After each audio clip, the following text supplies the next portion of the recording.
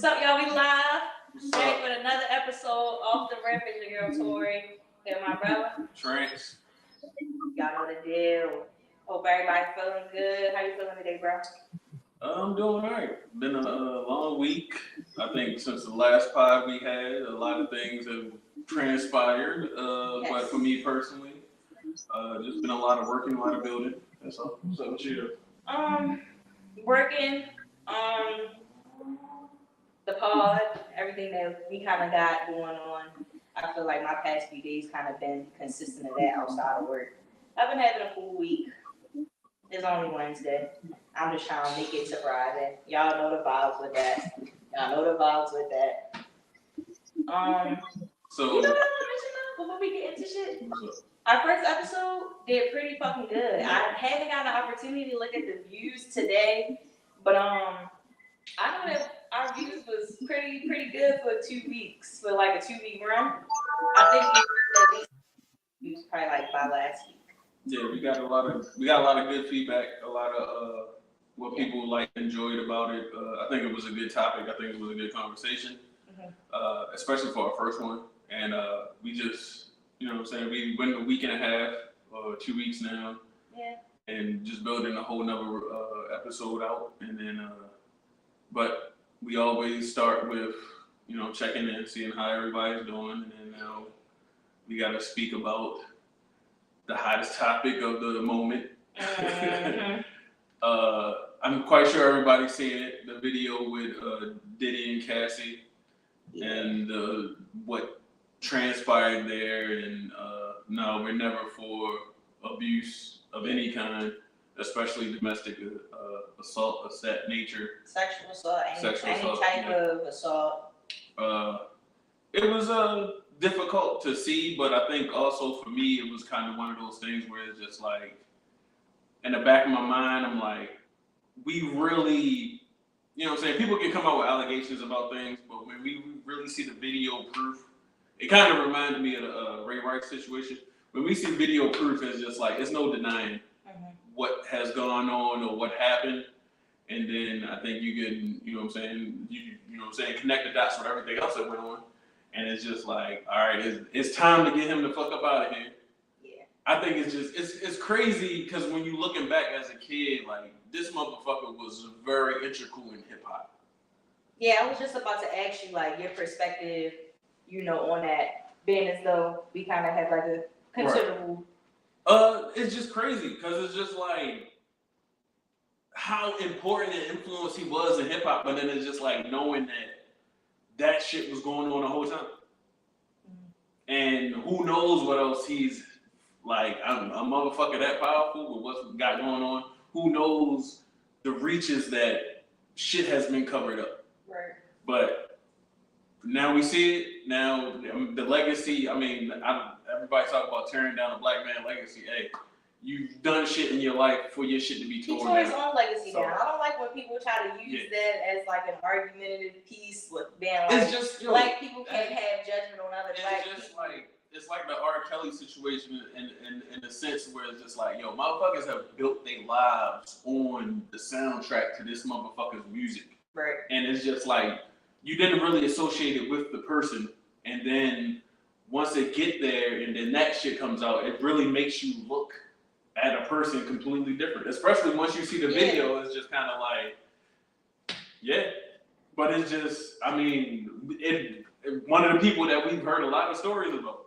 All right, so I want to ask you then, so what percentage of people do you think not necessarily believe the allegations against Diddy, but how many people do you think actually care that he did that shit? I think you have a lot of people that care because that, especially I feel like for women, especially from the ones that I know, the ones I've talked to, like, that is a fear. And that is some shit that they really have to encounter and deal with. It's like, you know what I'm saying? Just in the minute scale of just a woman giving a man a phone number because she's in fear that the rejection might cause him to be. Yeah, I can attest to that. You know what I'm saying? To act a certain type of way. So it's just give my number out. That shit. Because I don't want a man to react in a crazy way to me. And like this actually like the first time I like really like talked about it, but it's like, yeah, like men, I don't want to say that they don't take rejection because it's not even in my eyes, it's not really rejecting it, but it's just like, I'd rather give you my number and you have the number, and I do with the messages what I choose to. I can block the number, you can text me, whatever. Like, I'd rather just do that and get like the whole like encounter or the interaction over with, as opposed to like telling a guy no and then him asking, well, wow, what you got a boyfriend? And I know I don't got no boyfriend. So then it's like, I gotta figure out whether I want to tell this nigga that I got a boyfriend or if I'm gay. And most niggas in Baltimore, you tell him you gay, he don't fucking care. He about to ask you if you can have friends. Yeah, that's the follow-up question. So it's just like, niggas don't care. So it's like, I would much rather prefer to give you my phone number and just get you out my face, as opposed to me sitting here having a whole interaction with you, telling you no, and then telling you why I'm saying no, and then I gotta whatever follows that, however he chooses to respond to my form of rejection. I don't feel like dealing with that shit. I'd rather just give a guy my number and just go on about my day, because it is dangerous to tell a nigga no. And that's the shit I don't get. Like, I really don't get. Like, I can piece it together as far as emotional, that motherfuckers are so fucking distraught, emotional, like they can't take rejection. But it's just like, to like physically into somebody rejecting you and physically having to confront them or do some harm to them is crazy to me. Because it's just kind of like, yo, take the L and keep it moving. Like, it's too much out here for you to be so hung up on one moment. Because when you really look back at it, it really isn't that. Yeah, it's not that deep. It's not that deep. Like, after, you feel me, like, after the time passes and then you look back on that shit when the girl rejected you, you're going to realize that it wasn't that serious. It's going to be more women that you're going to encounter, that you're going to be attracted to, that you're going to want to talk to, and that may reject you or may, you know, say, yeah, whatever. You feel what I'm saying? So it's like, it's not no reason to harp on this one female that decided to say that she didn't want to give you her number. Yeah. Like, you know, now I don't know if it's like the rejection piece or if it's like the embarrassment aspect, like niggas' egos be shot when they with their homeboys, and it's the middle of the summer in Baltimore and the nigga go at a bitch in the middle of the dragon or go to dragon and she say no and clown this nigga, oh yeah, he's about to turn up on this bitch and make her feel that. But I mean, and then that's another thing, that's a cultural thing too. Could that be a cultural thing? Could it be a Baltimore, not like men taking rejection wrong being a Baltimore thing, but the way that Baltimore men react to women. You just gotta, yo, like, it's life, yo. People take L's all the time, yo. It might not just be a match. Like, just let it go. It ain't that serious. Yeah, that's what I'm saying. I like the bitch. This is something that I love to emphasize, yo, is that you can see a woman and think that she's pretty, she's attractive, and all of that shit, but you don't know if you're gonna like her. Mm-mm. You don't know if the conversation gonna go well. You don't know if y'all gonna vibe well when y'all chilling together, if she chilling the right way. Like, it's a little nuances, little things that go into this shit, little intricacies that go into all of that are imperative to whether or not you even gonna want to fuck with this bitch. So you're just upset about the fact that she didn't give you a chance to get that far. Yeah. But like, how about you get that far and then the bitch dirty? She stinks. Her house fucked up. What if you get that far and then the bitch got a baby father that's crazy and he about to knock your fucking head up and down because you trying to fuck his baby mother? You don't know what the fuck you're getting into. So sometimes when a bitch say no, we already had the rent. You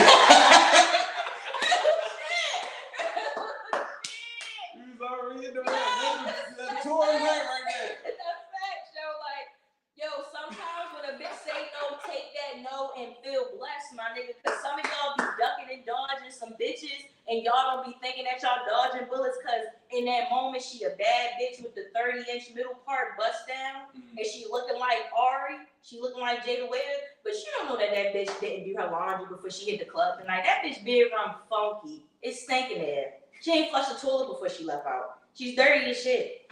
And you mad because when y'all got that Golden Dragon, she didn't want to give you her number because you had your Cartier glasses on. Just take the L, bro. The bitch is dirty. She stink. Just assume that the bitch is dirty. Don't even trip. I feel like... Damn, we went from talking about domestic violence to calling bitches dirty. We fighting now. That's not what we the Diddy shit opened up a lot of different aspects of like how you want to take it, like what's going on, because people have a lot of different takes on it. Some people want to be like, hey, that's what goes on in relationships. That's what they, you know what I'm saying. As far as that goes, I mean, that's crazy because each individual situation is for, you know what I'm saying. You can't interpret it. You got to interpret it the way it is for that person. And everything, but like when it really boils down to it, the concrete of it is just like it's not necessary.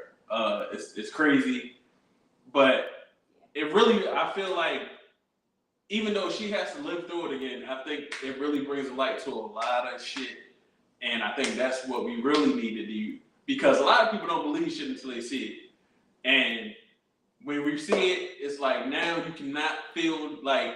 You feel the way that you feel because you see it. Like a lot of people are throwing accusations on people, and you know what I'm saying? It's some people that feel like they be lying or women be lying on them and making it up, because a lot of people hit Cassie with that early on.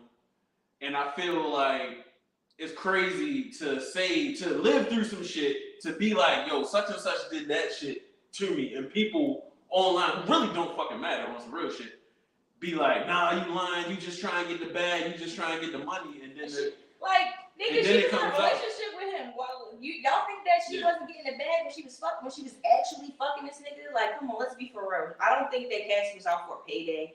Nah, the shit that obviously you feel me, based off of the footage that CNN released, and I want to know who the fuck got paid off, because clearly the hotel got paid off. I want to know who the fuck got fucking paid off. Who was at the free golfs and got paid? But I mean, when you have a powerful person and some shit go down, motherfuckers are willing to look the other way for a couple $1,000. Like that's the crazy aspect of it. And I think it's fucked up. Like, you know, it frustrates me, yo. It frustrates me because it's like when we start talking about relationship dynamics, and I had recently watched a video like within these past few days since Diddy made the apology video, and you know, a girl was talking about pretty much how when you're in a relationship with somebody, the way that he sees you and the way that you see him is going to be a completely different perspective from outside viewers. So when you're in a relationship, it don't even got to be a relationship, but when you're involved romantically with somebody, the version that a man will get from me, my homeboy not gonna get, my homegirl not gonna see, she don't know that shit. So I feel like people kind of getting upset with like DJ Khaled and getting upset with Jay-Z and getting upset with all of these people that they know Diddy to be affiliated with and saying like, hey, why ain't nobody speaking up on his behalf or so forth and so on and blah, blah, blah. Can you imagine knowing a nigga for 15, 20 years and him not showing that aspect of himself to you? And then you see a video released of him not on, like this nigga don't even look like himself in your eyes. And it's like, you know, it's hard. And I'm not saying anything as far as like, you know, abusers are concerned. I'm just saying that like, we can't be upset with his counterparts because they may have genuinely not known that he was doing the shit that he was doing. You know what I'm saying? So it gets difficult when you start talking about abusive relationships because it's like the version of Diddy that Cassie got. Young Miami might not be getting that version. She might not be involved in free golf or getting brother love and shit. She gets brother love at this point. Or maybe Diddy just picked a hood bitch who was cool with all of the fuck shit that was going on, and she probably was cool with that shit. You know what I'm saying? But like, it's ways to look at the shit. By no means was this Diddy right, but like, we don't know how their relationship really went. We don't know the terms of their relationship. We don't know why Cassie initially got involved with that nigga. And I can imagine that in the beginning it wasn't like that. You know what I mean? Like, they were in a relationship for quite some time. Like, if that footage came out in 2016, that's 8 years ago. Yeah, so that means there was a period of time during that relationship when he didn't really show that side of himself. And because if we I feel like a lot of shit being said about this nigga. I feel like, yo, for you to have this much shit said about you, for this many videos to be questionable type shit from you, and now you got a lot of videos based upon what he's, you know, with everything that's going on, that now everybody looking at the video is different. Because it might have been something that you looked at as innocent. Now they're looking at it as, oh, why are you looking at Shorty like that? Like, what is he doing? Like, you know what I'm saying? They had the whole, when Ryan Leslie had Cassie, when he was at the Bad Boy joint, and like, it was just the beginning stages of what transpired. Yeah, what was to come. And it's just like, if that's how he look at him, that's, you know what I'm saying? But I feel like when you talk about other people and other famous celebrities around him, I also they know what the fuck going on. I feel like they know what the fuck going on. Yeah, I feel like this whole situation with Diddy kind of opens the door to ask questions about a lot of these Everybody. Niggas, all the big niggas that surround this nigga, DJ Khaled, Jay-Z, the very names that I just mentioned. Yo, we gotta start asking questions about all of these niggas. The niggas that's around them, that's sanctioning the bullshit, that's condoning it, that's facilitating and fostering environments where it can happen at. Like, we gotta start talking about all of these niggas, because everybody talks about a Diddy party. All big name celebrities talking about Diddy parties. Like, they the best one. That shit goes on the political level, a job level. Like, these motherfuckers to know in that power. Diddy has politicians on camera at free throws, I don't know if that's the real shit, but he got, they said that in his house, he got cameras everywhere. Got you. So, if he having, why the fuck is he having politics? Now, fuck the politicians. I was trying to figure out the fuck TD Jakes was there. That's the fuck I want to know. Why the fuck is TD Jakes at the Diddy party? He was blessing the drink show. You know. He was blessing the drink. TD Jakes was in there, TVing it up. Yeah, he blessing the drinks. No.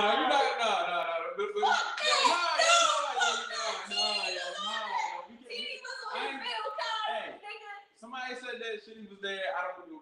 That's what I'm saying. With the video, have you ever been swallowed up?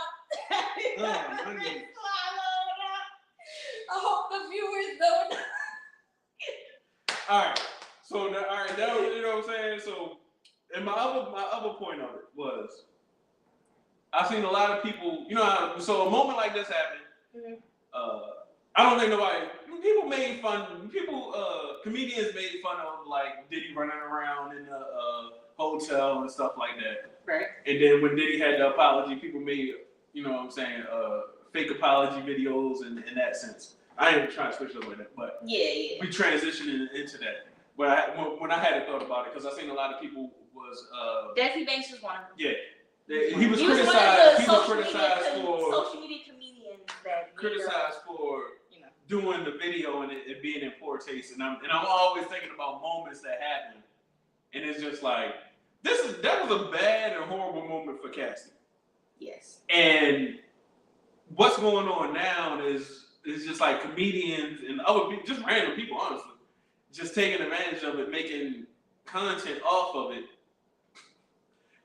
and being funny with it. Yeah.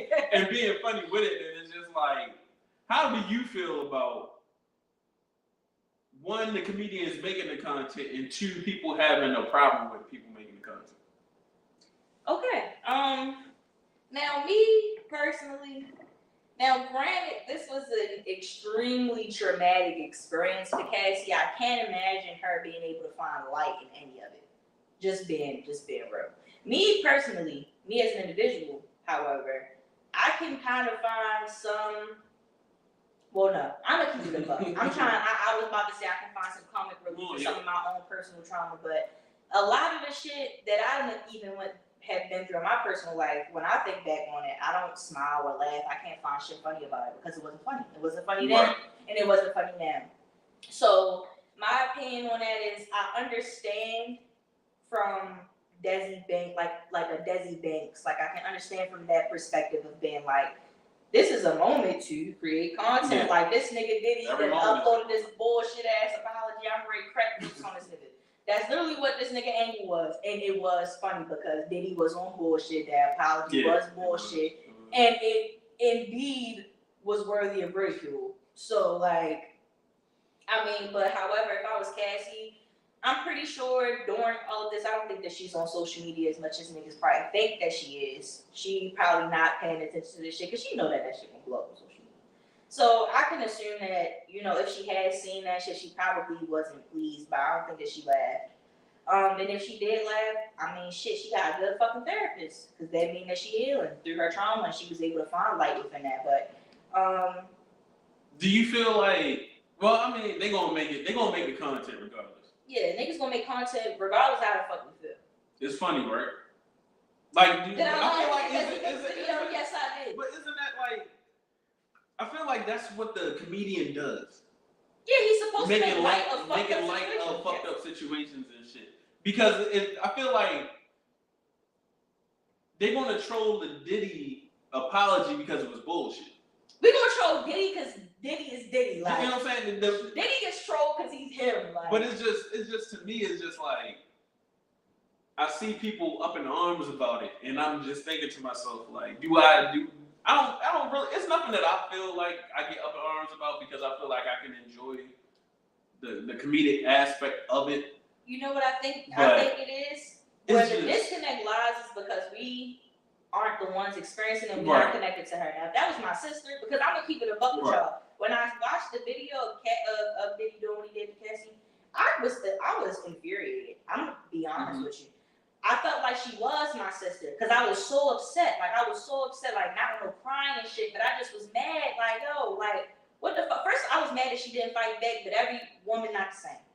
But, like, when I watched the video, I was upset. And if that was my sister and I saw Desi Banks making fun of Diddy because he apologized, I mean, if my sister Cassie, my best friend Cassie, my niece, my daughter Cassie, if she was upset about that shit, I definitely would be upset about that. I would be equally as upset, if not more upset by that shit. Because it's not a joke. Domestic violence isn't a joke. It's not funny. Sexual abuse ain't funny. Being drugged ain't funny. There's no humor in it. It's not the part of, like, when you watch the shit, it's just a part of, like, he only, in my personal opinion, he's only doing this shit because nobody is around. So do you not think, do you think that there isn't an aspect to this where he's not, because I personally feel like if he was bold enough to do what he did in that hotel hallway and in that little vestibule area where he was surveillance footage, he definitely gotta not give a fuck if other people there's been other stories and other people who said stuff where it's just like they not necessarily witnessed it, but like seen it going on, like, all right, you went in a room with such and such and now she came out with like a black eye. So like, you know what I'm saying, or you heard such and such. And it's just kind of like we don't really understand, like, I can't understand the mentality behind it, honestly. Because it's just not, I don't do that. I don't operate like that. So I don't understand the mentality behind it, except for the concept of power. And I feel powerful. And I feel like, yo, what the fuck? Like, that aspect of it, once you're in that realm of it, is just like the audacity when you're looking at somebody's, you know what I'm saying, that you feel is less than you. That's how you want to treat them. It's like treating a dog or some shit. If you look at your dog as an animal and not as, you know, one of your best friends or something like that, you're going to treat a dog like certain people treat dogs like that. And it's just like, it's just crazy to me to see that. But a lot of them motherfuckers don't be doing that shit. They know when and where to do the shit. You know what I'm saying? And that's why I feel like, being as though my degree is in psychology, and to a degree you study the whole embodiment of psychology is the study of the brain and the way in which it works. So you kind of get to peek inside a nigga's brain like that, and for somebody like myself, it would be interesting to be like, what the fuck is this nigga thinking about? Like, I'm trying to think of what serial killer they wanted to study his brain. I think it might have been Jeffrey Dahmer. They wanted to study his brain, and his father didn't want his brain studied, right? So it's like you get to peek inside the mind of a nigga like Diddy, and when you start looking at it from a psychiatric perspective, it's like, you understand why he do some of the shit that he do. Not saying that it's justified, but if we going by a textbook, you understand why he doing what he doing, why he doing it the way that he doing it, and you, to a degree, almost can break down how he doing it, yo. Because when you dealing with a nigga like Diddy, he has a certain persona. he has a pattern. Like, niggas like that has a pattern. Like, for example, just to bring up the Drake and Dave & Buster's shit that we was talking about, right? And I was like, what grown man is going to Dave & Buster's just for the fuck of going to Dave & Buster's, right? And you was like, yo, niggas they got a bar in there. Niggas go to Dave & Buster's all the time. Now, the average nigga probably would go to Dave & Buster's where 2 or 3 of his homeboys hit the bar, fuck with some bitches at the bar, whatever. But then you gonna have the nigga that go up there by himself.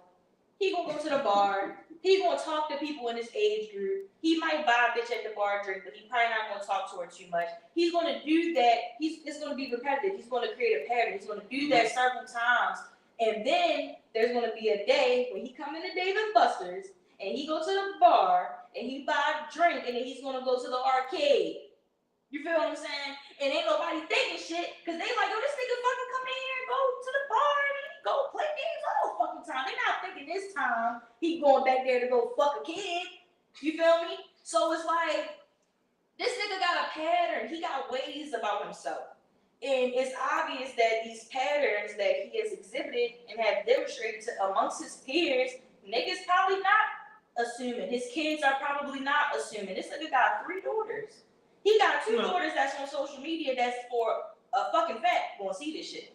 Yeah. You know what I mean? So it's like, it's definitely, I mean, predatory behavior. I think if you look at the patterns of him, with how he deals and operates, you know, Cassie, Young Miami, like, you can see. We haven't seen him with too many partners. Who the fuck was he with before?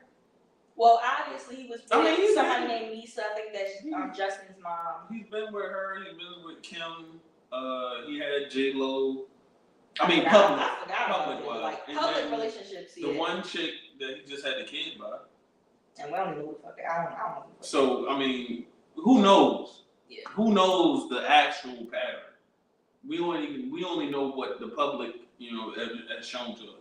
Yeah. But I mean, yeah, like you said, it's always a pattern to the behavior.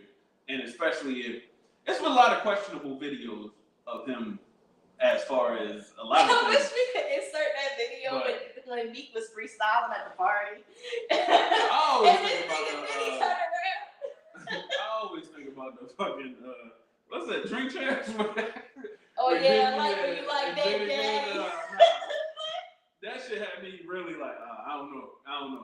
But when he was telling Fab about the birthday party shit, like, party with me, like, party with me. If motherfuckers to come up and be like, at this point in time, like, sometimes you just gotta tell them no. You gotta tell them no. Yeah, no with the Diddy party. No. Like, we already went to the club, bitch. So that means, but my only thing with that is, yo, let a predator around operating. Like, you know what I'm saying?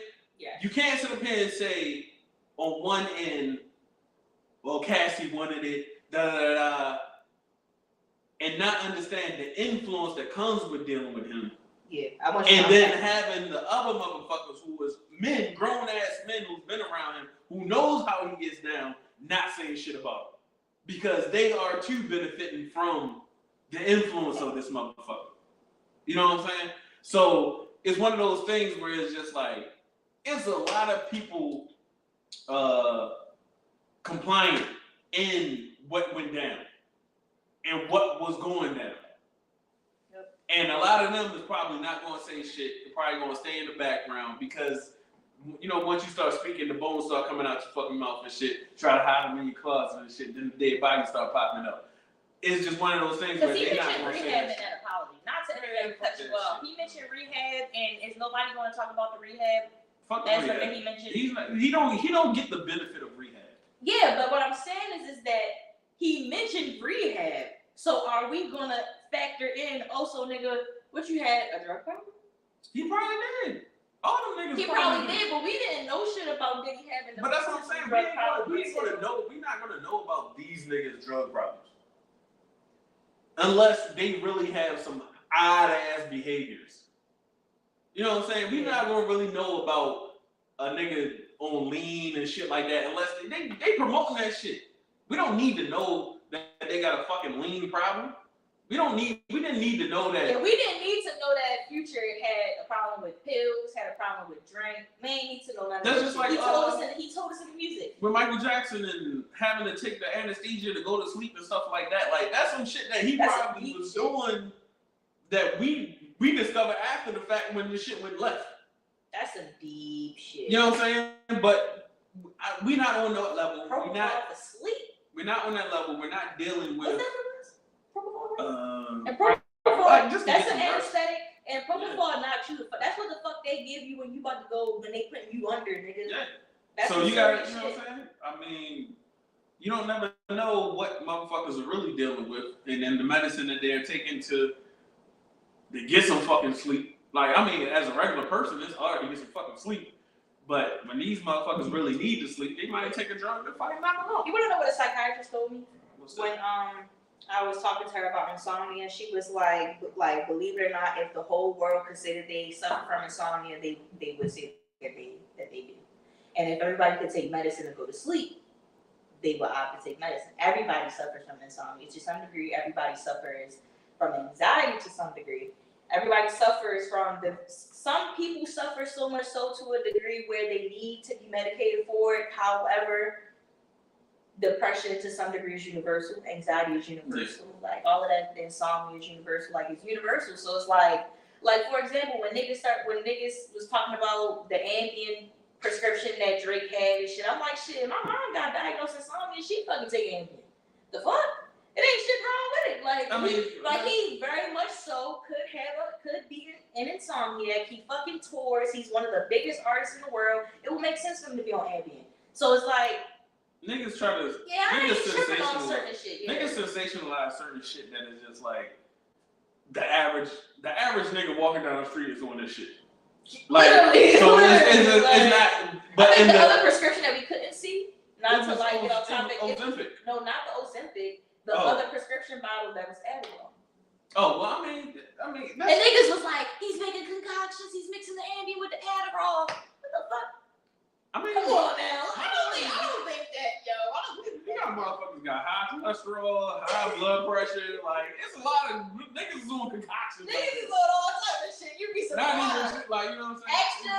Extra on what she take every morning. She probably take about 8 pills at 8 p.m. at 8 a.m. Afternoon, she gotta take these 2 other pills, and then at nighttime she take the 8 again from the morning. Yeah. All right. The fuck, niggas is on pills, nigga. We pilled up. So as far as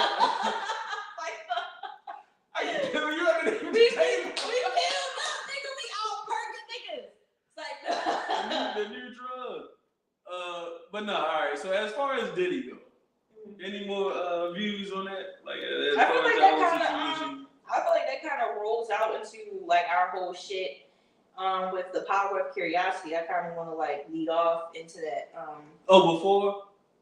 Before we transition into the power of curiosity, but I also wanted to say, as far as women or anybody that's dealing with domestic disputes, yes, abuse of any kind.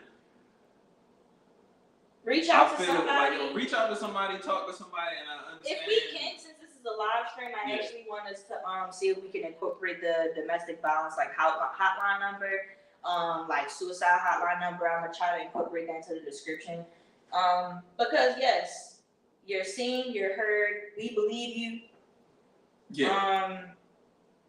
It's one of those things where it's just like, even though you might feel alone, if you can, just share your thoughts, just talk to somebody and understand that it's a lot of people out here that can give you support to get out of your situation, because none of these, I understand some of these situations are very fucking dangerous, and it can be more complex than we can.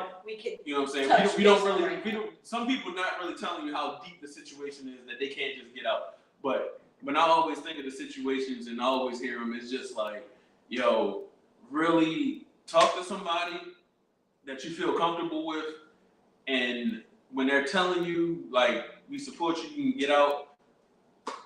Try to get out of these situations, because that's not how life should be lived. Like, you should not be living that way. Speaking from a woman, I understand how difficult it may be. I have friends that have dealt with domestic violence. I've had family members that have dealt with domestic violence. I've had family members that have dealt with sexual assault occurrences, and I understand just how hard it can be to even talk and communicate that to somebody that you experienced that you went through that. Because as a woman, as a Black woman, I'll say like the stigma tied to Black women, we are sexualized a lot. And just within the hypersexuality that is associated with the Black woman, it's kind of hard to talk about sexual assault. It's hard to talk about domestic violence within relationships because the average person would say, oh, you're a Black woman, well, you're argumentative, you're aggressive, you probably brought it on yourself. Mm-hmm. As a Black woman, the average person might say, oh, well, you know, you got hips and ass and thighs and titties, you know, it don't matter what you wear, you know, like it's going to come across promiscuous to anybody.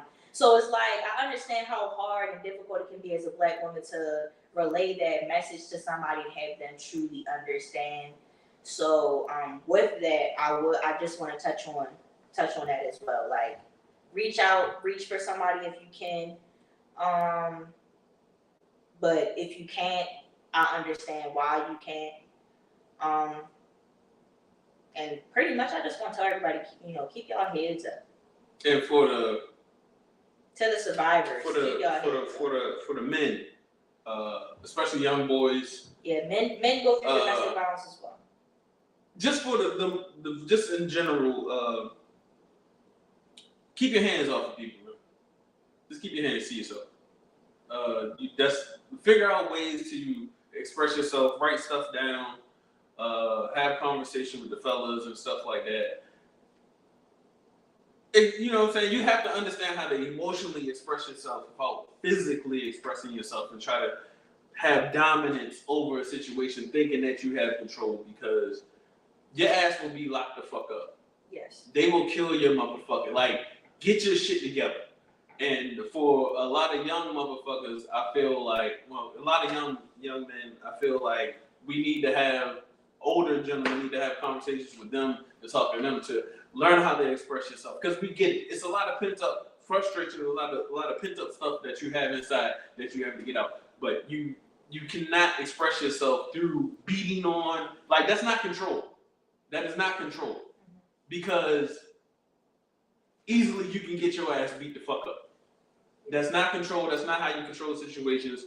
And I feel like we need to have a little bit more expression of emotionally. And for the motherfuckers that are doing this shit behind closed doors that don't want to be seen, fuck you.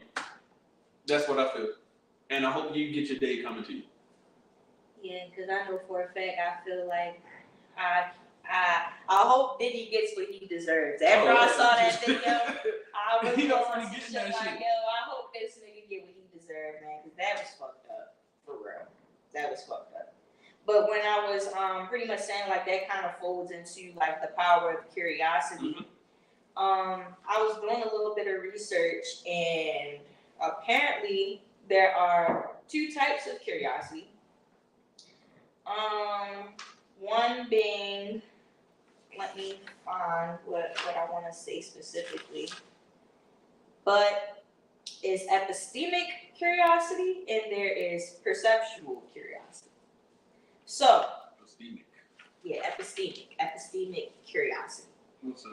All right, so I want to just get into, because I want to, first off, we had questions. So the question that I chose in reference to curiosity was, how has curiosity influenced my personal growth and development, or did you want to ask? No. I'm saying, like, what is epistemic curiosity? Like, break down those two types of curiosities, and then we can go into the question. Yeah, okay. Give me a second. I'm about to actually pull it up on my phone. But, yeah. The print off was kind of fucked up. Because I'm like, I never heard of... Yeah, me either. Well, what was the second one? Perceptual curiosity. All right, and then there's I feel like I can kind of understand what perceptual curiosity is. Yeah, so pretty much perceptual and epistemic curiosity are the two fundamental types of curiosity. Okay. So it's pretty much what this website is saying is that it's crucial to be able to discern between the two of those. So perceptual curiosity arises from discomforting sensation caused by unexpected or contradictory information. And on the other hand, epistemic curiosity is pleasurable, fueled by the anticipation of rewards, activating the dopaminergic system in our brains, which is the release of, dopamine, so forth and so on. Mm-hmm. A thirst for knowledge drives this curiosity and is at the core of all scientific exploration. So I thought that was kind of cool to know that there are two different types of curiosity. One that just comes from me being uncomfortable, and then one comes from, well, shit, I wonder what happened if I do that. You know what I'm saying? That's the way my mom went with it. Like, well, shit. Let me keep on doing this. But All right, so with those, I didn't even know that was. I didn't know it was you. Yeah, that might twist the trajectory of the conversation a little bit. But did you want us to both unpack on how curiosity has influenced our personal growth and development? Like, did you want to start? How has curiosity influenced our personal growth and development throughout my life? I can go first. Influence person. I mean, it's just curiosity is one of those things where it's just like when I hear curiosity, I automatically think about curiosity killed the cat. Okay. And to me, that means that if you are too curious, it can put you in a peculiar situation and shit. Mm-hmm. But it's also the fundamental of learning, like having the curiosity and seeing how, even watching my kids, watching how they think something works, or attacking something based upon how that works, and that building the fundamentals on understanding how it works. So as far as me, do I feel like I was a curious kid? I always wondered about shit. I always, I had an older brother, so it's kind of like I get to see something play out in action with somebody my age, a little bit older, and how it plays out than just it initially being me. But once you do it yourself, it's your own personal experience. But as far as curiosity, yeah, it was a lot of things that I felt like I seen somebody playing basketball, playing some football, and it's just like, oh, I want to see what that is. I want to play that. I want to see how it play, and then that helps develop you as a person and shit. So it was a lot of things that I felt curious about, like how it works, why people act the way that they do, why do they do what they do. It was a big influence on me, honestly, because that's how you get to experience new experiences in that sense. And it's like my curiosity for me, I think the biggest thing was more so sports and watching football at a young age and seeing how people ran and stuff like that, and like just understanding like, oh, what is this game? Like you playing a game that has rules to it, but it's fun. Yeah. And it's just like understanding the rules and then understanding how your body works with like juking and stuff like that, and the fun and dopamine, like you said, like the dopamine shaking the motherfucker or some shit like that, tackling the motherfucker that you get from it. And it's just like, if I didn't have any curiosity, I probably wouldn't wonder what the game was like. Right. You know what I'm saying? But that's just seeing it from TV, seeing how it's played, and then being out here playing in the streets, playing in the dirt, and just chasing that. And as far as like later in my life, curiosity is more so just like, I guess it influenced like me having conversations with people to see how they think and what they do. You know what I'm saying? If we tag it along back to the Diddy situation, like why a motherfucker feels that need to do that. You know what I'm saying? And understanding the pitfalls that come with certain shit, and when you get to those levels, and when you encounter those levels, when you encounter an emotional outburst from having feelings for a woman and stuff like that, and trying to express yourself, but you can't, you know what I'm saying? You don't know how to express yourself. And those natures, and that nature of the realm and shit, is just like, how are people doing this? Why are people doing this? Because you see, people do this shit every day. People go to work every day, ignore shit, certain shit, And it's just like, why are these people doing the shit that they doing? And once you sit down and start to understand people and have a curiosity to want to learn, to know what's, you know what I'm saying, what's beyond that. It's, this shit is so, it's deep. It's a lot of shit. Curiosity is a profound thing. Like, you got to think about how much shit was invented because somebody was curious about it. Yeah, was curious about it. Me personally, I would say, I feel like curiosity, this is interesting for me. Mm-hmm. I feel like curiosity in my personal life, it influenced a lot of my personal growth. Mm-hmm. Simply because, all right, so I'll say this. I ended up going to college for psychology. I knew at a very young age that I wanted to study psychology, which is kind of crazy to think about that. Like, as a child, you like, I want to go to college for psychology, but this is a real thing. I wanted to actually go into forensic psychology. Growing up with two recovering addicts as parents, right? That's kind of where my curiosity started, because I guess I'll say when we got here to Baltimore, I wanted to figure out, like, my curiosity was like, well, what the fuck was it about drugs that, had my parents so in a knot at one point in life, that kind of just like made them say fuck everything. You know what I'm saying? Right. And that curiosity kind of spilled into the evolvement of the idea of what career path I wanted to take, because I truly wanted to it wasn't even just me wanting to understand why my parents got high. I wanted to understand why people got high, what happened in the brain when they got high, and what was the catalyst, what was the factor within that propelled them to continue to get high.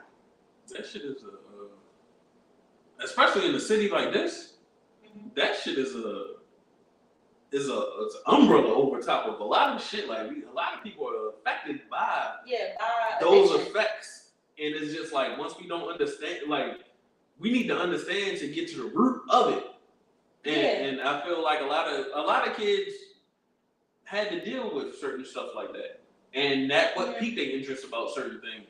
But it's just like, this shit is a cascading waterfall of shit. Yeah, and just because we're talking about curiosity, another child might have witnessed that, and the curiosity might have taken them down a whole completely different road. Like, oh, well, I want to know what's so good about getting high. Like, I want to try the shit. Yeah. My mentality wasn't, oh, I want to try the drugs that my parents was on or that my parents abused in their time of addiction. My curiosity was like, well, what the fuck is so good about it? What happens in the brain that entices a person to want to keep going back against their own better judgment? Yeah.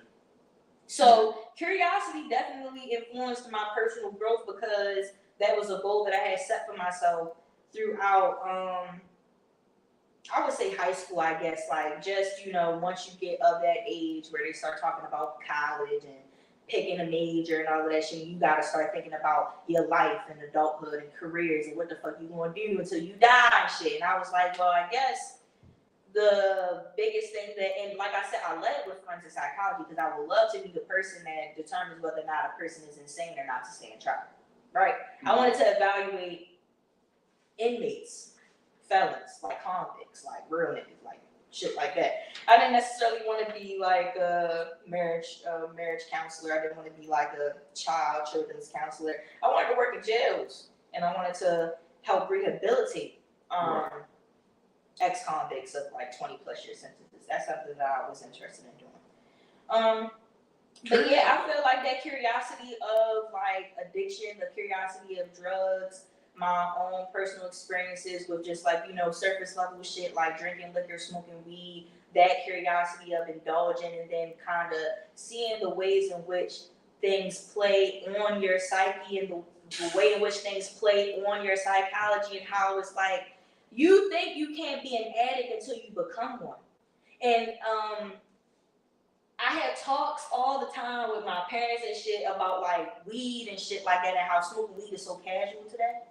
And like, our generation and your generation might not look at smoking weed as like, oh, you a fucking junkie and shit like that. But it's like, because I was so hyper aware of addiction at such an early age, I always kind of like in the back of my head, regardless of whatever I do, I'm in the back of my head like, don't end up like, right. Don't do this, don't do that, don't let it get to that point. So it's like, you don't realize that things become a habit until they're a habit. You don't realize that things become an addiction for you or a coping mechanism for you until they become that. And I think it's just, I truly feel that curiosity was the root of all of that. I think it's just kind of crazy that it's levels to what we consider. Like, you got some people, like, as a kid, your parents drinking coffee all the time. Mm-hmm. And then you grew up drinking coffee because they drinking coffee. That's a good example. And the curiosity of it and shit. And if you want to equate it to, and that shit not good. I mean, it's a lot of, it don't taste good. I mean, you got caffeine, decaf, like, but it's just. But I mean, as far as like, it's a ritual. Mm-hmm. It's a ritual. Drinking coffee in the morning is a ritual more so. I think it's a ritual more so than a. My dad has expressed that when he don't get his coffee at the time that he get his coffee or the days that he missed, he had a fucked up day. But that's what I'm saying. But that's come from 20 plus years of drinking coffee every morning at the same fucking time. That's what I'm saying. Like, growing up, I see my parents drinking coffee, and I'm like, damn, I want to, like, if it's black coffee, no cream, no sugar, none of that, I don't want the shit. Yeah. At all. Me either. But if it's cream, sugar, all that shit, yeah, give it to me. I'm good. But to me personally, I feel like I just be drinking this shit because it's something that I associate with waking up in the morning. Right. Not that I don't know if it's actually waking me up in the morning. I mean, you can probably have a better diet and not drink coffee. But as far as like my association with it, it makes me feel comfortable in my surroundings and what I'm doing. That's what I'm saying. Like, sometimes that shit is a ritual. Mm-hmm. Like, niggas getting high for weed, like rolling the blunt is a ritual that we have developed over the course of years from a young time. That's why it was white boys drinking out of smoking out of a Gatorade bottle was wild as shit to me because I'm thinking like, yo, niggas just roll blunts. Yeah, I had never seen a bong until I was probably in my early 20s. The ritual, I'm like, yo, motherfuckers, this is how they smoking fucking weed. Like, this shit is crazy. But that takes all the tobacco aspect of it because we rolling this shit up in fucking Swisher Sweets and shit like that, like Rellos and shit like that. And it's just like, all right, now they don't have a tobacco leaf and shit. They getting the pure smoke. And that's a whole, and then the curiosity, like, oh, damn, what the hell like that? And in that aspect, so it's just like a lot of this shit is a norm. Mm-hmm. That drinking coffee is a norm, but that's an addiction. Yeah. Like we've normalized drinking coffee. We've normalized caffeine addiction. I feel like this. Certain addictions are normalized compared to other ones because of how they fuck up your life. But no, you know what I'm saying? Certain shit like drinking coffee is not fucking up somebody's life, but we don't know later down the years of line of coffee and coffee, is that the cause of your fucked up life? Mm-hmm. Compared to other shit where it's just like, yeah, sex feels good in the moment, but over a period of time and you indulging, what does that lead to? Compared to other hard drugs, like, yeah, you do heroin or some shit, you done. And that's when people get in that bag of comparing vices of being like, well, shit, nigga, you shooting dope, but at least I'm getting pussy 10 times a day. I mean, my dick sore, but nigga, if you talking some shit like that, it's just like somebody's fucking weed head compared to fucking doing heroin. It's just like, or weed head compared, or not even a weed head. Somebody who prefers smoking over somebody who prefers drinking. That's always a debate. I mean, that's a debate, but we already know. I feel like we already know from statistics, niggas that get drunk and drink is more fucked up than motherfuckers who smoke weed. Yeah. Like, that shit is fucking your system up. Like, that shit is fucking your system. You gonna get fucked up over a point. We've seen niggas go downhill over that shit. Salud. Hey. But, yeah. And when we have a conversation about curiosity and that being the basis of so much of understanding, like just the nature of being curious will have you understanding the world. It's like the knowledge of the world. The knowledge of the world is out here. How something is built is in it. Somebody has a blueprint of how it was built. Somebody has put it together to build it a certain type of way.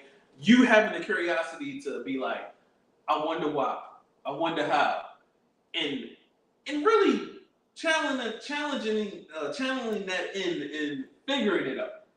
Because the knowledge is out here. It's just having the curiosity of it. And that's what this article was speaking about. And it's not even really an article. Well, I guess I would consider it to be a peer-reviewed article. But it speaks on how perceptual curiosity, it may wane as we age, but a thirst for knowledge is what drives curiosity. So I wanted to transition into the next question, which was, can curiosity be cultivated and nurtured, or is it an innate trait that some individuals possess naturally? I feel like if we're going to start talking about the developmental stages of a child, curiosity, unless the child has some sort of developmental disability, right. If we're talking about just your normal, average child,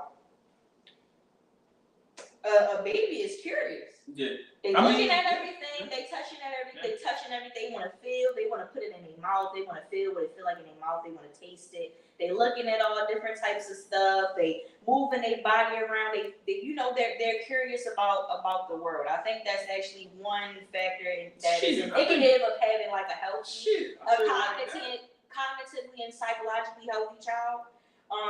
That's one of the aspects of just fucking human development. Yeah. We need to be curious. That's why within the question, right, it says, can it be cultivated? Can curiosity be cultivated and nurtured, or is it an innate trait? I think that curiosity is an innate trait. I feel like from young, as a baby, if, like I said, when we start talking about the developmental stages, when you're an infant and you're developing into, because you have kids, I don't. As infants develop into that toddler stage, they are curious. They're touching and they're reaching, they're rolling around. They want to see what this is. They want to, they hurting themselves and all types of stuff because they're curious about what's going on. I feel that it is an innate trait. I think that's one of the things of why we teach. It's one of those things where it's like, can you cultivate it? Is it innate? Is it one of those questions where it's just like, clearly it's innate. That's why we've cultivated it. It's innate. However, I do feel that a child may suppress said curiosity if the household, if the home, and if the parents aren't fostering an environment where curiosity is welcome. Well, I mean, that's one of the things. Because we got some parents, when their kids ask questions, now we talk about what I'm about to bring up is like an abusive ass situation, but like kids asking questions, the parent don't want to fucking answer and shit like that. But then you have households where it's like you asking your child, well, what color is that? Or what's that over there? Well, where you are encouraging that thirst for knowledge. I think it's one of those things where it's just like, it's a balancing act. Because in some moments you might not fit, in the moment you might be stressed and you might not feel like hearing the kid's question, right? Mm-hmm. And we're not going to hold that against you because that's a normal thing. Like you might be stressed the fuck out and you might not be in the mind state to answer a question that is being asked. You know what I'm saying? Mm-hmm. But you can't have that all the time. It got to be one of those moments where it's just like, yo, we understand. Like, you know what I'm saying? Shit get rough sometimes. It might be rough all the time, but shit get rough sometimes. So it's one of those things where it's just like, we try to teach our kids. We've cultivated a learning experience for our kids, and we know. That's why we put them in sports, that's why we put them in martial arts, that's why we put them in different things. We put them in schools and stuff like that, because these institutes are cultivating the innate ability of curiosity that comes with kids. Mm-hmm. That's why we see the difference in certain kids because they might have a mental disability or something like that and shit. It's like, oh, well, that's not the norm. And it's crazy that you say this because the article proceeds to say, as I'm like just glancing down, it says, therefore, cultivating self-discovery and self-awareness is crucial to unlocking our own full potential.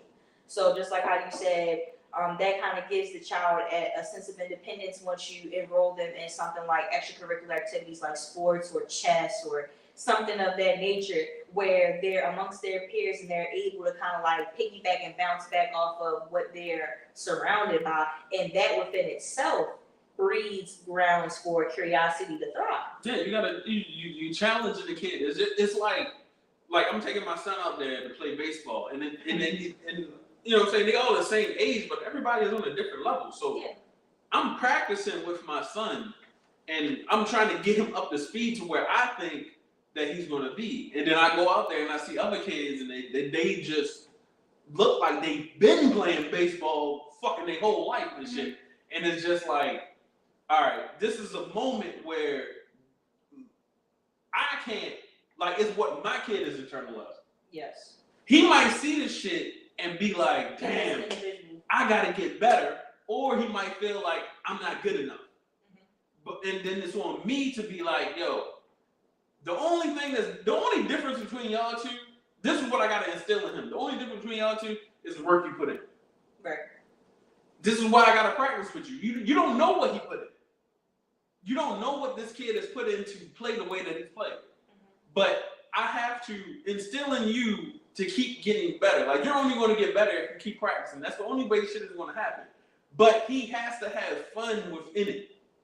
Yeah. To have any interest in to keep on doing it. So I gotta. It's a thin line. Make it a job. It's a thin line between trying to harp on him to be like, yo, you have to pay attention to what's going on. That's why you're going to be better. And on top of that, if you get better, it'll be fun. Yeah, you start kicking ass. He's 7. He's 7. So he doesn't really understand. He's not understanding that shit. So you know what I'm saying? But he has. Who knows? This man he's curious out there on the field, and he might not be wanting to play baseball. He might be thinking about some other shit that he hasn't elaborated to me because he doesn't feel comfortable elaborating it to me. And once he does, it's just like, well, all right, well, I can take you from here and put you here to bloom as the flower that you need to be. You know what I'm saying? But I feel like as far as society goes, we understand that kids are curious. They will fucking put a fucking bobby pin in a fucking electrical socket. Yeah. And have no idea what comes from that. Just because niggas told them not to. So that's why we teaching them to have your shape. Hey, put your shape in here, put that triangle in here, put the circle in there. Curiosity, everything that we built. You gotta think about, like, my sons love Transformers and Legos. Like, think about that. Like, that's building shit. That's transforming shit. Like, that's a lot of integral parts into understanding how this was this way, now it's this way. I could take 10 blocks this way and build it this way, but I can build that 10 different ways. And the curiosity of, oh, I'm good with building this one way, but no, I'm going to build it every which way. Yeah. And it's just like, we understand that that's how we have, that's why we everywhere now. We on video, we got Wi-Fi, we got all this, we exploring planets, because we are so fucking curious about what the fuck is this, that we don't even know what this is. We got so many stories of what this is. What is this? What is that? What is this? What is this? What is that? What is that? Da, da, da, da, that people is hurling themselves into space trying to figure out what the fuck this shit is.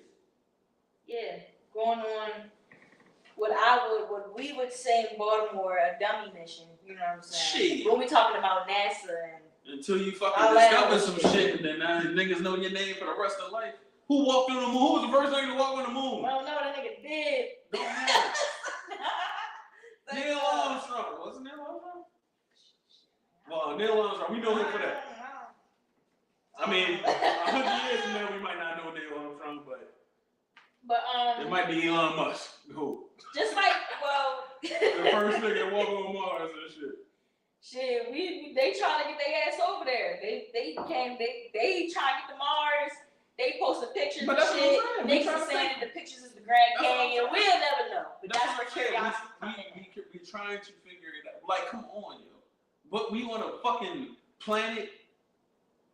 in the middle of space. Like, what is going on? Yeah, because me as an individual, my curiosity daily, like day in and day out, I think about shit all the time. Like all the fucking time. I go down rabbit holes daily. I have existential crises at least once a week because I'm just doing all types of random research. Because I'm a curious individual. Like, I might see some shit on TikTok and want to delve deeper into that. Like, I wanted to fucking learn about the Mariana Trench. I wanted to learn about the depth of the ocean and shit. Shit get deep. We can get deep. We can get deep, yo. Yo. It was just like that. I ain't even going. But no, fuck you. The Terrence Howard episode on Joe Rogan. I haven't seen it. That shit. I haven't watched it. I don't know, like. I've seen clips. Well, I haven't seen clips, but I've been seeing people post clips rather, and I haven't. That should make me want to look into this shit. Like, yo, what the fuck? Matter of fact, no. I actually saw a clip where he was talking about the periodic table and how whatever. I don't know what they call it. What do they call it? Well, I mean, the periodic table, what we normally see and how we taught in school, and how it was laid out, and then it's just elements. That's what they call it. Yeah, it's just another. It's just another way that he was looking at it and the relation of each element to each other and shit, based upon like how they, you know what I'm saying, how they lay it out. But to know that an element can emulate like sonically, like a particular sound. When he was in the gist of what I think he was saying, I don't want to make it fuck it up, but it's just like everything is everything. But depending on the level, the frequency it vibrates at, that's what I'm saying. The frequency in which it vibrates and how we're looking at that frequency, that's what we look at it as. Yeah. You know what I'm saying? Like, light is light, but if you look at it a certain type of way, it's a red light. If you look at it a certain type of way, it's a yellow light. If you look at it a certain type of way, it's a green light. It's still the same thing. It's just what is going on that's happening for us to look at it that way. And understanding that. And it's just like matter and all that. It was a crazy ass episode for fucking Terrence. For Terrence Howard. It was a crazy ass episode. But nobody would have known that he was like into that type of shit. But that's one of those things where it's just like Terrence Howard probably should have played Iron Man. But that's what I like how, right? I'll say this. I like how in today's time with like media and shit, how we're starting to be able to like see like aspects of like celebrities' personality. Because at one point in time, you knew Terrence Howard just because he was in all these different movies, so you knew Terrence Howard as Terrence Howard. But you didn't know Terrence Howard was into science or whatever the fuck. And I think that's pretty cool because it's giving them a sense of humanity. Like they're not just out here making. But that was one of the things that Joe Rogan pointed out. Not to like go on at you, but it was just like, yo, people are looking at you as Terrence Howard, Hustle and Flow Terrence Howard, Empire Terrence Howard. When you are on the level of the shit that you're talking about, you should be going against Neil deGrasse Tyson. Yeah, like, and it's just in the nature of that. But even like if we go back to curiosity, it's just like, all right, Terrence Howard said some shit that really probably put a lot of people on something like, yo, let me look into this. Because imagine the amount of niggas, and I want to emphasize niggas. Imagine the amount of niggas who seen Terrence Howard and knowing him from Hustle and Flow, knowing him from Empire, knowing him from the nigga shit that he did, and then turned around and decided to say, you know the fuck what? I'm about to look at the fucking periodic table because this nigga that I relate to talking about the periodic table. So now it's like you opening doors for people to kind of like expand their own like level of intellect simply because of who you are. You know, and that breeds curiosity. Yeah. You know what I'm saying? Like just a nigga being who he is make me want to look into why the fuck he is and who he is or whatever. I think that kind of like, I wouldn't say wrap up, but like, you know what I'm saying, thinking about what a theme could be for a podcast and thinking about like, all right, what could we talk about? And then settling on curiosity and then going down the route that we have with curiosity and asking the questions as we ask with curiosity. It's just kind of like, that shit is a fucking... It's like, it's a rabbit hole. It's a canvas that can unfold into like several different conversations. It's an interesting topic. It's like I want people to understand their own curiosity about things. Like when you're looking at certain shit or when you hear certain shit and it's just like, damn, I wonder if such and such do have that many bodies or something like that. Like the curiosity of that, like tap into that and then tap into that when it comes to your kids and feel like there is not a wrong way, well it might be, but give them a diverse ways to explore their curiosity. Yeah, fostering put them in environment. like try if you can afford it, if you can have the time, because I know a lot of things are time consuming. But just try to put them out there and have their curiosity. Like you want them to be the best by having a lot of different influences and putting them in, certain realms of like, you can't need to play sports. Your kid need to probably be in a club at school. Your kid needs to go to summer camp. I know it's a lot of things where you can't trust these motherfuckers out here because a lot of people are shady. Yeah, because back during the times when we was growing up, like, my grandmother, she worked for Baltimore City Recreation Park, so it was like, I was a part of shit, just because she worked within that. And it's like, I didn't have to worry about my mom sending me off to some shit and then I got to worry about the safety of or her having to worry about the safety of her children. You know what I'm saying? Because her mother worked there. So it wasn't shit what happened to her kids because her mom worked there. So, like, I don't know, like definitely putting your kid in shit outside of school because most kids are in public school systems. We all know how, if you went to a public school like how I did, these school systems ain't set up to really like, even though you will meet a lot of teachers in school who do want you to blossom and flourish. I met a lot of teachers in high school that wanted me to be the best that I could be. You won't meet a lot of teachers who just there to do their job and don't give a fuck about what happened to you after 12th grade. If you even make it to 12th grade, like, so definitely like, but before I'm jumping ahead, we talking about, toddlers and shit like that. Definitely giving, yeah, but like giving your child. You don't want to hindering them at a young age is going to really hurt them at a later age. Yeah. So you really want to just give them the opportunity to be, make mistakes. Mm-hmm. Be curious, make mistakes, well, certain curiosity,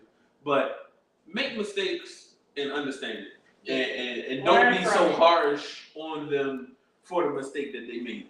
As far as cultivating, if we're really talking about cultivating, because clearly we have an innate ability to be curious, and a lot of programs and systems are designed to take advantage of that curiosity. Mm-hmm. And just make sure you find a program that you are comfortable with, that you feel your kids are safe with, and talk to them about certain things, because I feel like a hindrance in a lot of shit is certain shit happen to them and they don't feel safe to talk about it, and they don't feel safe to come out about it, and it's a continuous abuse that goes on. Taking it back to the forefront, abuse that goes on in a lot of these systems that should be helping kids but are not, and we need to get these people the fuck up out of there so we can make room for the people that are going to nurture and help these kids remain explore their curiosity in a healthy and not take advantage of them. Mm-hmm. Yeah. But anything else on curiosity? Not nothing that I think is imperative to mention. I mean, we pretty much gave those two definitions or the two different types of curiosity. I kind of wanted to emphasize that most importantly, but right. So as like curiosity can allow for you to go far, as long as you're utilizing said curiosity in a positive and in like a impactful way. As we can see, connecting it back to Diddy, curiosity can lead you down some dark paths. Yeah. Two-sided coin. But even aspect of curiosity as far as journalists go, do more due diligence to figure out what the fuck is going on. Yes. And to expose what really is going on. Don't just say it to have a story, but really do your due diligence to have the information to what is going on. Because now I feel like I'm curious what the fuck happened with the video. Who is responsible for taking the money and not showing the video? Yeah. Show them motherfuckers. So once we start exposing those people and shit, nobody feels the need to try to hide this shit. Because now, once these billionaires, these motherfuckers will start being held to the fire and accountable for the shit, you're gonna have people that try to take advantage of the situation, but for the most part, you're gonna have people that's gonna try to come out and tell the truth about their situation, and they're gonna be believed more. Because before this, I don't know how many people believe Cassie. After this, we know for a guaranteed fact that more people believe her now than that believed her before. I don't know if I want to just throw out there that maybe I just have a thing for calling shit with these niggas. But I'm going to just say, matter of fact, I probably can't say that shit. But I'm going to say, and I was going to say, listen, we know that he out here on some domestic violence shit, and we know that he out here on that. I'ma just say this, that all allegations being made against this nigga, don't refute it immediately. It's probably fact. Yeah. And that goes for all allegations and accusations being made against this man. So, But before we leave, I've told y'all last pod about transvision.com. I actually got some you got some merch, y'all. We got some merch. In. I don't know if you can see this. Yeah, they can see it. The gray star flower. This is a sports bra. It's padded sports bra. It's a design that I made myself. Mm-hmm. I have sports leggings. Yeah. How did they feel? I tried these on, y'all. Quality leggings, and I'm not saying that just because that's my man's. I'm dead ass serious. Actually, this is mine. All designed by me, so check it out, transvision.com. I got 8 different designs and styles, from sports leggings, from yoga pants, to sports bras, jigsaw puzzles, gym bags. It's a lot. I try to cater to a lot of different people in their styles, black and white. I have some color stuff in there, but I just wanted to shout that out. Transvision.com. Hey, yo, shout out Transvision, Joe. We gonna include that shit into with the description. We trying to get all that shit out. If anybody had, you know what I'm saying, once you see this video on YouTube, live stream, if you have any questions or if you want to tell your own stories about curiosity and the influence that it had. Yeah, sound off in the comments, y'all. Yeah. Fuck with us, tap in. We here, man. We'll be back in 2 weeks. 2 weeks. Whatever day that is. 2 weeks. Yeah. We'll be tap in with another different episode thing, but we out for now. Off the rip with Tori and Trance. Peace. We out, y'all.